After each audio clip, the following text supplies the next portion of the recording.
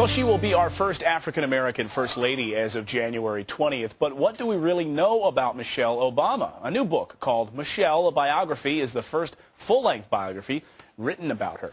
I'm joined this morning by the author of the book, Lisa Mundy, and she's the staff writer for the Washington Post as well. And you spent quite a bit of time. Michelle herself did not contribute to the book, but you spent a lot of time interviewing those around her and also the president-elect, right? That's right. And I interviewed Michelle Obama last year when I was working on a piece for the Washington Post about his political rise. So I did speak to her, and I spoke to her brother, Craig Robinson. And then, as you say, they did not cooperate for the book. You know, one of the things that really struck me about the book was that I didn't really know this about Michelle at all, but you'll learn this throughout the book, which is that she really doesn't like politics, does she? Did it strike you when you were talking to her that she just does not, she's not a fan of the game? That's correct. You know, she was not, she was a reluctant political spouse and always had very high aspirations for her husband, but for a long time they were the hope that he would make his mark in a different field. Why did you want to write this book?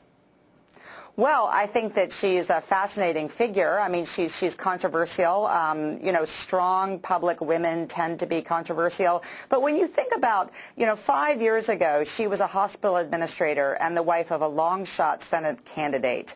And now she is the, you know, the first African-American First Lady in a month. And that's an extraordinary journey to travel in a very short space of time. And I think, you know, she's living in an extraordinary circumstance. You know, a theme emerges throughout your book, which I found interesting, which is that there are many people who believe that her presence in the White House is in many ways more historic than Barack Obama. Why is that?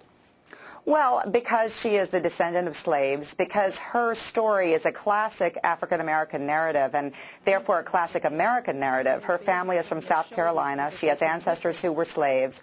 Her grandfather joined the Great Migration out of the South, moved to Chicago. She has really lived the post-civil rights experience, born in 1964, the same year that the Civil Rights Act was signed into law. And so her family narrative is a classic American story. Well, Lisa Mundy, the book is fantastic. I would encourage any American out there who wants to know more about the family living in the White House, I don't care what side of the political aisle you are, to read this book. It's a great stocking stuffer. Lisa Mundy, author of Michelle, a Biography. Thanks for joining us this morning. Thank you for having me.